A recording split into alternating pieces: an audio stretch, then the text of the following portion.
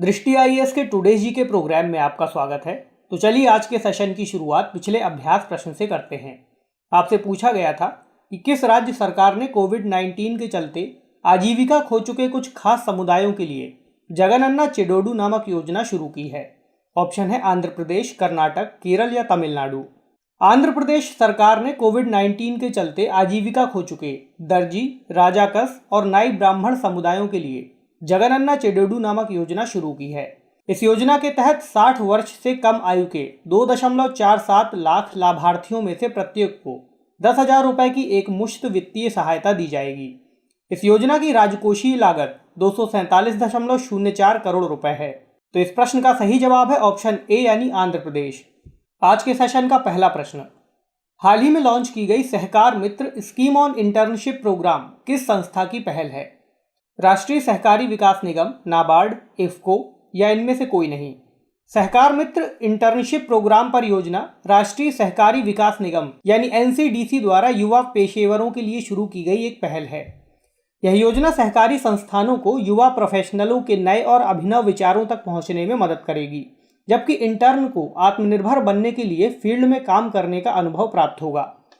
इस स्कीम से युवा प्रोफेशनलों को सवेतन इंटर्न के रूप में एनसीडीसी और सहकारी समितियों के कामकाज से व्यावहारिक अनुभव प्राप्त करने एवं सीखने का अवसर मिलेगा। तो इस प्रश्न का सही जवाब है ऑप्शन ए यानी राष्ट्रीय सहकारी विकास निगम। दूसरा प्रश्न, किस शहर के लिए आई फ्लोस नामक एक नई बाढ़ चेतावनी प्रणाली शुरू की गई है? अहमदाबाद, मुंबई, कोलकाता या कन्याकुमारी? महाराष्ट्र के मुख्यमंत्री उद्धव ठाकरे ने डिजिटल माध्यम से एकीकृत बाढ़ चेतावनी प्रणाली आई फ्लोस का उद्घाटन किया। यह प्रणाली मुंबई शहर के लिए विकसित की गई है। आई फ्लोस का विकास भारत मौसम विज्ञान विभाग यानी आईएमडी और भारतीय उष्णदेशीय मौसम विज्ञान संस्थान यानी आईआईटीएम द्वारा किया गया है।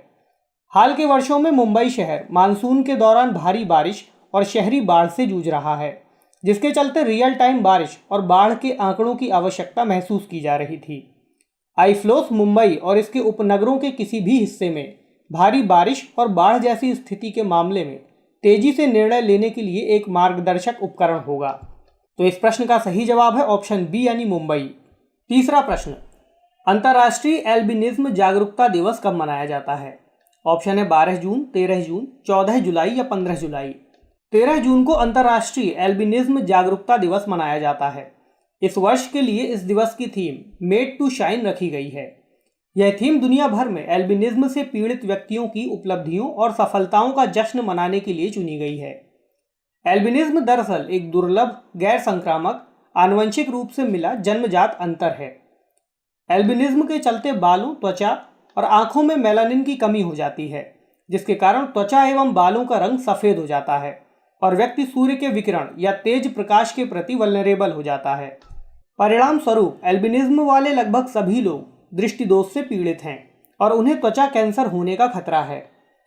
एल्बिनिज्म से पीड़ित लोगों को अक्सर गलत धारणाओं और अंधविश्वासों के चलते दुनिया भर में भेदभाव के कई रूपों का सामना करना पड़ता है। तो इस प्रश्न का सही जवाब है ऑप्शन बी यानी 13 जून। चौथा प्रश्न, निम्न में से कौन पूर्वी नौसेना कमान के लिए नए चीफ ऑफ स्टाफ बनाए गए हैं? ऑप्शन है विश्वजीत दास गुप्ता, एसएन घोरमाडे, अजीत कुमार या रवनीत सिंह। वाइस एडमिरल विश्वजीत दास गुप्ता ने ईस्टर्न नेवल कमांड यानी ईएनसी विशाखापत्तनम के नए चीफ ऑफ स्टाफ के रूप में पदभार ग्रहण किया है। उन्होंने वाइस एडमिरल एसएन घोरमाडे का स्थान लिया है। वाइस एडमिरल विश्वजीत दास गुप्ता राष्ट्रीय रक्षा अकादमी के पूर्व छात्र रहे हैं। उन्हें 1985 में भारतीय नौसेना में तैनाती मिली थी और वे नेविगेशन और डायरेक्शन के विशेषज्ञ हैं। वर्ष 2015 में ऑपरेशन राहत के तहत हिंसाग्रस्त यमन से निकासी अभियानों का समन्वय करने के लिए उन्हें युद्ध सेवा पदक से सम्मानित किया जा चुका है। तो इस प्रश्न का सही जवाब है ऑप्शन ए यानी विश्वजीत दास गुप्ता। पांचवा प्रश्न, हाल ही में प्रसिद्ध उर्दू कवि गुलजार दहलवी का निधन हो गया है। उन्होंने भारत सरकार द्वारा प्रकाशित कौन सी पहली उर्दू विज्ञान पत्रिका का संपादन किया था? ऑप्शन है विज्ञान एक चमत्कार, साइंस की दुनिया, भारत और विज्ञान या अगली सदी की साइंस। प्रसिद्ध उर्दू कवि आनंद मोहन जुत्शी या गुलजार दहलवी का हाल ही में निधन हो गया है। उन्होंने 1975 में भारत सरकार द्वारा प्रकाशित पहली उर्दू विज्ञान पत्रिका साइंस की दुनिया का संपादन किया था। गुलजार दहलवी को उर्दू भाषा के साथ साथ उर्दू संस्कृति का भी प्रतिमान माना जाता है। तो इस प्रश्न का सही जवाब है ऑप्शन बी यानी साइंस की दुनिया। छठा प्रश्न, निम्नलिखित में से कौन सा या कौन से कथन संसद सदस्यता की समाप्ति के बारे में सही है या सही है? यदि किसी सांसद ने राज्यसभा के सभापति या लोकसभा के अध्यक्ष को संबोधित करके अपना त्यागपत्र दे दिया हो तथा पीठासीन अधिकारी ने उसे स्वीकार कर लिया हो, यदि कोई संसद सदस्य राष्ट्रपति या उपराष्ट्रपति चुन लिया जाता है अथवा किसी राज्य का राज्यपाल बना दिया जाता है। कूट है केवल एक, केवल दो, एक और दो दोनों, ना तो एक और ना ही दो। किसी संसद सदस्य की सदस्यता निम्नलिखित आधारों पर समाप्त हो सकती है। यदि किसी सांसद ने राज्यसभा के सभापति या लोकसभा के अध्यक्ष को संबोधित करके अपना त्याग पत्र दे दिया हो तथा पीठासीन अधिकारी ने उसे स्वीकार कर लिया हो, यदि कोई सांसद संविधान में बताई गई अयोग्यताओं में से किसी का भागी हो जाता है तो उसकी सदस्यता समाप्त हो जाती है। यदि कोई सदस्य सदन से अनुमति लिए बिना लगातार 60 दिनों तक सदन की प्रत्येक बैठक में अनुपस्थित रहता है तो सदन उसके स्थान को रिक्त घोषित कर सकता है, किंतु यह जरूरी है कि सदन इस संबंध में स्पष्ट घोषणा करे। यदि सदन में ऐसी घोषणा नहीं की गई है तो उसका स्थान रिक्त नहीं माना जाएगा। यदि न्यायालय उस चुनाव को ही अवैध घोषित कर दे जिसके आधार पर वह व्यक्ति संसद सदस्य बना था। यदि कोई संसद सदस्य राष्ट्रपति या उपराष्ट्रपति चुन लिया जाता है अथवा किसी राज्य का राज्यपाल बना दिया जाता है। तो इस प्रश्न का सही जवाब है ऑप्शन सी यानी एक और दो दोनों। सातवां प्रश्न, संसद में मंत्रियों तथा महान्यायवादी को निम्नलिखित में से कौन सा या कौन से अधिकार प्राप्त है या प्राप्त हैं? महान्यायवादी किसी भी सदन की कार्यवाही में भाग ले सकता है, किंतु उसे मतदान करने का अधिकार प्राप्त नहीं होता। प्रत्येक मंत्री उस सदन की कार्यवाही में भी भाग ले सकता है जिसका वह सदस्य नहीं है। कूट है केवल एक, केवल दो, एक और दो दोनों, ना तो एक और ना ही दो। संविधान के अनुच्छेद 88 तथा अनुच्छेद 105(4) में संसद के मंत्रियों तथा महान्यायवादी के अधिकार बताए गए हैं, जो इस प्रकार हैं। महान्यायवादी किसी भी सदन की कार्यवाही में भाग ले सकता है, दोनों सदनों की संयुक्त बैठक में भाग ले सकता है तथा जिस समिति में वह सदस्य बनाया गया है उसमें भाग ले सकता है। वह इन सभी मंचों पर अपने विचार भी व्यक्त कर सकता है, किंतु उसे मतदान करने का अधिकार प्राप्त नहीं होता। यदि कोई मंत्री किसी सदन का सदस्य नहीं है तो भी वह दोनों सदनों की कार्यवाही में भाग ले सकता है तथा मतदान के अलावा उपरोक्त वर्णित अधिकारों का प्रयोग कर सकता है। कोई व्यक्ति बिना किसी सदन का सदस्य हुए अधिकतम 6 महीनों तक मंत्री पद धारण कर सकता है। तो इस प्रश्न का सही जवाब है ऑप्शन सी यानी एक और दो दोनों। आठवां प्रश्न, निम्नलिखित कथनों पर विचार कीजिए। व्हिप या सचेतक का कार्य संसद में अपने राजनीतिक दल के सदस्यों को अनुशासन में रखना होता है। सचेतक का मुख्य कार्य यह देखना होता है कि दल के सदस्य संसद में उपस्थित रहें। उपरोक्त में से कौन सा या कौन से कथन सही है या सही है? केवल एक, केवल दो, एक और दो दोनों, ना तो एक और ना ही दो। संसद के प्रत्येक सदन में पीठासीन अधिकारियों के अलावा कुछ अन्य महत्वपूर्ण सदस्य होते हैं जिनका संसद की कार्यवाही की दृष्टि से विशिष्ट महत्व होता है। सचेतक उन्हीं में से एक है। सचेतक अर्थात व्हिप का कार्य संसद में अपने राजनीतिक दल के सदस्यों को अनुशासन में रखना होता है। प्रत्येक राजनीतिक दल, चाहे वह सत्ता में हो या विपक्ष में, अपने एक सदस्य की नियुक्ति सचेतक के रूप में करता है। सचेतक का मुख्य कार्य यह देखना होता है कि दल के सदस्य संसद में उपस्थित रहें। इसके अलावा यदि किसी मुद्दे पर संसद में मतदान होना हो तो वह अपने दल के सदस्यों को निर्देश जारी करता है कि उन्हें मतदान में प्रस्ताव का समर्थन करना है, विरोध करना है या तटस्थ रहना है। यदि पार्टी के सदस्य उसके निर्देश का पालन नहीं करते हैं तो उनके खिलाफ अनुशासनात्मक कार्यवाही की जा सकती है। तो इस प्रश्न का सही जवाब है ऑप्शन सी यानी एक और दो दोनों। नौवां प्रश्न, निम्नलिखित कथनों पर विचार कीजिए।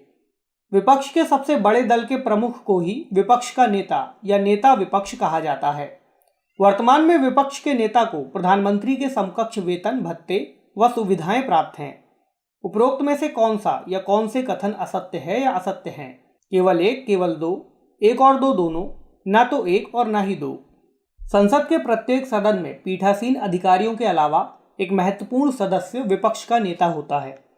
विपक्ष के सबसे बड़े दल के प्रमुख को ही विपक्ष का नेता या नेता विपक्ष कहा जाता है।